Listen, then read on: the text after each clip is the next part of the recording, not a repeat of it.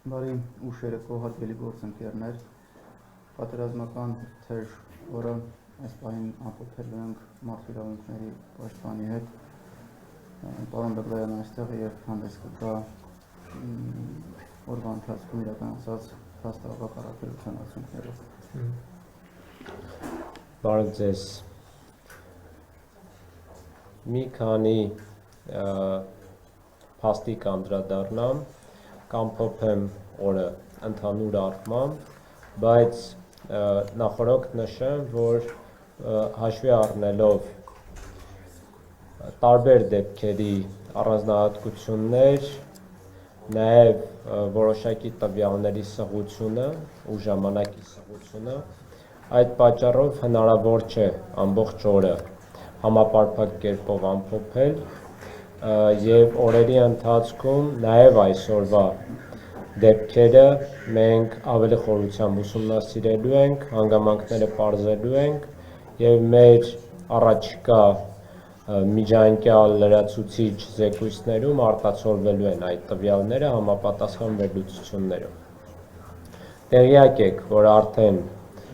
միջանկյալ զեկույցը հրապարակվել է համապատասխան փաստերով, վերլուծությամբ, գնահատականներով, որը ներառել է մինչև հոկտեմբերի 1-ը։ Այսօրվանից որոշ չափով նաև երեկվա դեպքերից սկսած մենք ավելի խորությամբ կանդրադառնանք հաջորդ զեկույցներում։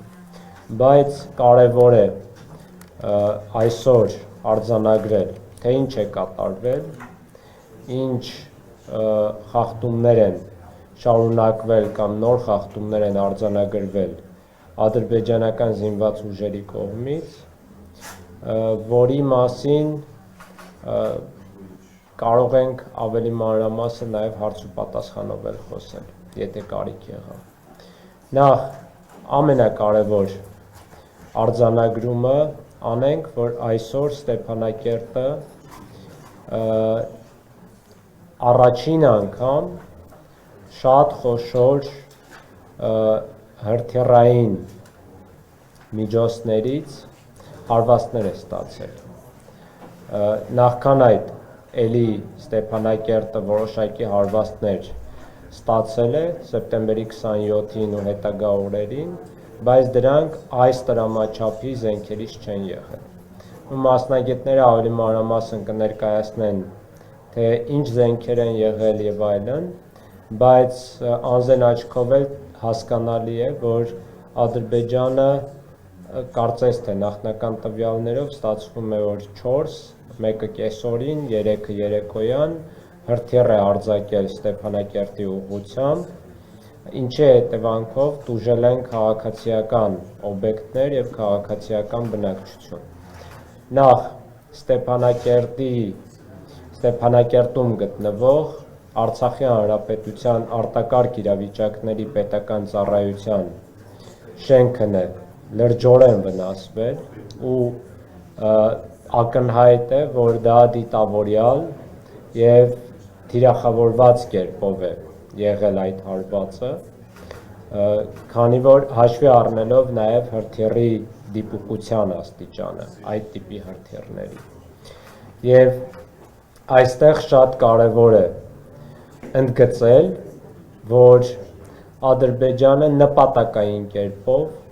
թիրախավորել է մարդասիրական գործառույթ իրականացնող մարմին,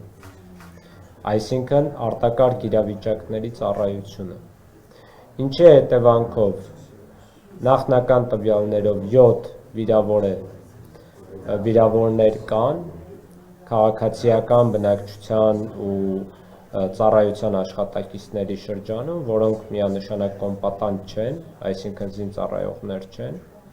այլ հակառակը մարդասիրական գործառույթ են իրականացնում։ Եվ վիրավորներից մի քանիսը բավականին ծանր վիճակում են գտնվում։ Ես քիչ առաջ եկել եմ հիվանդանոցից, նաև առողջապահության նախարարության հետ զրույց ունեցա, որպեսզի հասկանամ, թե այսօրվա վիրավորները ինչ առողջական վիճակում են գտնվում եւ կեսօրվա դեպքերի եւ նաեւ երեկոյան դեպքի, բայց սրանք կգամ էլի։ անդրադառնալով արտակարգ իրավիճակների պետական ծառայությանը հասցված հարձակմանը, հարվածին, նշեմ, որ սա կոպտագույն կերպով խախտում է միջազգային մարդասիրական իրավունքի նորմերը եւ ակնհայտորեն առանց որևէ տատանման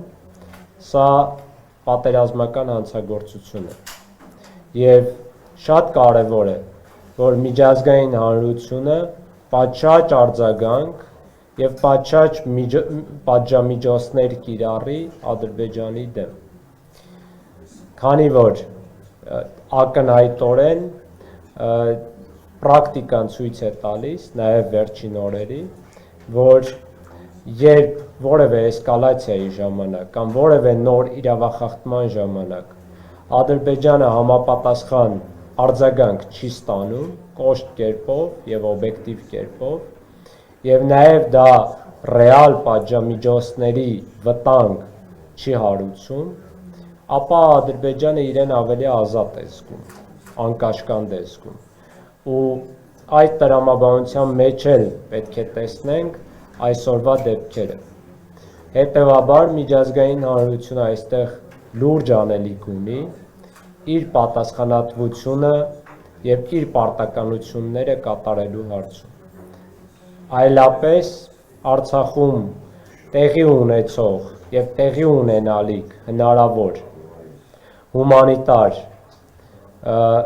վտանգները, հումանիտար աղետը միանշանակ նաեւ միջազգային հանրության պատասխանատվության տակ է լինելու։ Հետևաբար գոնե այս դեպքը մարդասիրական գործառույթ իրականացնող մարմնին թիրախավորելը չպետք է լուրջ կերպով անցնի։ Հաջորդ դրվագին անդրադառնանք, երեկոյան Ադրբեջանը արդեն 3 հրթիռ, նախնականորեն կարծես թե 3-ն էր, 3 հրթիռ ու ըստ որոշ մասնագետների նույն տիպի հրթիռներն էին, արձակեց Ստեփանակերտի այլ հատվածների ուղղությամբ, որի հետևանքով ուժել են քաղաքացիական օբյեկտներ եւ քաղաքացիական բնակչություն։ Ըստ նախնական տվյալների, տվյալները դեռևս ճշտվում են,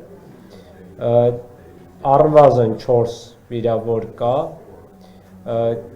նախնականորեն հիմա վերջնականորեն կսպասենք տվյալների, առկա է նաև զոհ, բայց այս մասով հավանաբար վաղը ավելի մանրամասն տեղեկություններ կհայտնենք։ Նաև արտակարգ իրավիճակների պետական ծառայության աշխատակիցները համապատասխան աշխատանքներ կատարել են վնասված շենքերից բնակիչներին հանելու ուղղությամբ, հիմա էլ որոշ աշխատանքներ դեռևս ընթացքում են, նաև այդ պատճառով տվյալները դեռևս ճշտման փուլում են։ Նշեմ, որ 2 շենք, հավանաբար լրագրողները հասցրել են լուսանկարահանել կամ տեսանկարահանել, 2 բնակելի շենք շատ լուրջ կերպով վնասվել է, շատ լուրջ։ Միգուցե կարող ենք ասել բարեբախտաբար, ուղղակի այդ շենքերում քիչ բնակիչներ են եղել այդ պահին։ Դրանով էլ պայմանավորված է, որ բարեբախտաբար բնակիչների քանակը վիրավորված կամ տուժած բնակիչների քանակը մեծածավալ չէ, բայց բնականաբար ցանկացած վիրավորում, ցանկացած զոհ անգնահատելի արժեք է, անգին արժեք է բոլորիս համար։ Այս թիրախավորմամբ եւս մեկ անգամ մենք պետք է արձանագրենք, որ Ադրբեջանը շարունակում է թիրախային, նպատակային, դիտավորյալ հարձակումները քաղաքացիական բնակավայրերի, քաղաքացիական օբյեկտների նկատմամբ։ Չեմ խոսում իհարկե նյութական վնասների մասին, ենթակառուցվածքներ, մասնավոր գույք եւ այլն, քանի որ այս պահին մարդկային կյանքն ու մարդկային առողջությունը շատ ավելի կարևոր են։ Բայց պետք է սա էլ արձանագրել, որ Ադրբեջանը շարունակում է նաև քաղաքացիական օբյեկտների թիրախավորումը, ընդ որում բավականին ծանր հրթիռային համակարգերով, որոնց ազդեցությունը բնականաբար շատ ավելի մեծ է ու շատ ավելի ավերիչ կարող է լինել քաղաքացիական բնակչության համար։ Մեկ այլ դրվագի կուզեի անդրադառնալ, դա Մարտակերտում լրագրողներին տեղափոխող ավտոբուսի թիրախավորումն է, ինչի հետևանքով որոշակի նյութական վնաս արձանագրվել է, սակայն բարեբախտաբար որևէ լրագրող չի տուժել, որևէ անձ չի տուժել։ Սա երեկվա դեպքի շարունակությունն է, այդ տրամաբանության մեջ է, երեք բոլորը տեղյակ եք, որ թիրախավորվել են քաղաքացիական բնակչություն, ներառյալ լրագրողների խումբ Մարտունի քաղաքում, ինչի հետևանքով ցավոք սրտի զոհեր են արձանագրվել, 4 զոհ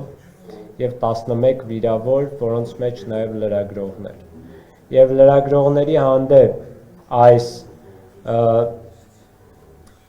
ուղիղ նպատակային թիրախավորումը բնականաբար պետք է խստագույնս արձագանք ստանա, որոշակի արձագանք միանշանակ եղել է միջազգային հանրության կողմից, բայց կարծում եմ բավարար չէ, քանի որ սա ոչ միայն քաղաքական, դիվանագիտական դաշտի հարց է, այլ նաև ուղիղ իրավական բնույթի հարց է, քանի որ այդ տիպի թիրախավորումը քաղաքացիական բնակչության և լրագրողների հանդեպ պատերազմական հանցագործություն է։ Իսկ ցանկացած հանցագործություն պետք է համապատասխան գնահատական ու համապատասխան պատիժ ստանա։ Հետևաբար, շատ կարևոր է հաշվի առնելով Արցախի Հանրապետության բնակչության կյանքի ու առողջության հանդեպ առկա մարտահրավերները, սպառնալիքները, հաշվի առնելով նաև Արցախի Հանրապետությունում գտնվող մասնագիտական աշխատանք կատարող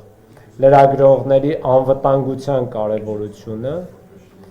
առանցքային հարց է, որ միջազգային հանրությունը իր բոլոր լծակներով համապատասխան միջոցներ ձեռք առնի մեր քաղաքացիական բնակչության և լրագրողների անվտանգությունը ապահովելու ուղղությամբ։ Եվ այդ միջոցներից մեկն էլ պետք է լինի եղած արձանագրված հանցագործությունների ու հանցագործների պատժումը։ Ես հույս ունեմ, որ այսօրվա դեպքից հետո նմանատիպ դեպք այլևս չի կրկնվելու և լրագրողները ազատորեն կարողանալու են լուսաբանել պատերազմական գործողությունները։ Նույնիսկ անկեղծորեն կասկած ունեմ, որ Ադրբեջանի կողմից լրագրողների ուղիղ թիրախավորումը նպատակ ունի նաև լրագրողներին դուրս մղել պատերազմական գործողությունների հատվածից, որպեսզի լրագրողները չկարողանան ու նաև հատկապես, այսպես ասեմ, միջազգային լրագրողները չկարողանան օբյեկտիվ կերպով ներկայացնել իրավիճակը, ներառյալ ադրբեջանական զինված ուժերի կողմից կատարվող պատերազմական հանցագործությունները քաղաքացիական բնակչության հանդեպ։ Եվ կարճ նշեմ, որ բացի այս դրվագներից, օրվա ընթացքում մի շարք այլ բնակավայրեր ևս թիրախավորվել են, սակայն բարեբախտաբար վնասներ առկա չեն քաղաքացիական բնակչության շրջանում։ Սակայն օրինակ մեր փաստահավաք առաքելության շրջանակներում արձանագրել ենք, որ Մարտունի քաղաքը կրկին թիրախավորվել է ծանր հրետանու կողմից։ Մի շարք այլ բնակավայրեր Մարտունու շրջանում, Մարտակերտի շրջանում, կարծես թե Հադրութի շրջանում էլ որոշակի թիրախավորման տակ են գտնվել։ Կրկին նշեմ, որ սա անընդունելի գործելաոճ է ադրբեջանական զինված ուժերի համար և Ադրբեջանը պարտավոր է հետևել միջազգային մարդասիրական իրավունքի նորմերին խստորեն։ որպեսզի Արցախի հանրապետության քաղաքացիական բնակչության իրավունքները ավելորդ չափով ու ավելորդ առումով չխախտվեն։ Այսքանը շնորհակալություն։ Շնորհակալություն պարոն Բեգլարյան։ Հարցեր Արցախի հանրապետության մարդու իրավունքների պաշտպանին, եթե կան, խնդրեմ։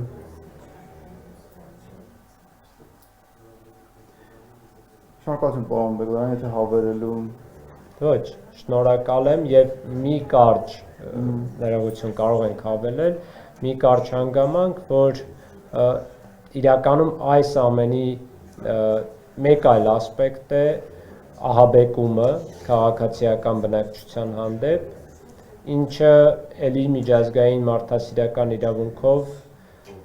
արգելված մեթոդ է։ Ահաբեկման ուղիներից, մեթոդներից ոմանք, որոշները ես նշեցի, որոշներն էլ օրինակ անօդաչու թռչող սարքերի լայնորեն կիրառումն է քաղաքացիական բնակավայրերում։ Այս տեսանկյունից էլ Ադրբեջանը պետք է պատշաճ վարք դրսևորի։ Շնորհակալություն։ Հավանաբար մեր հարևանները տեղյակ չեն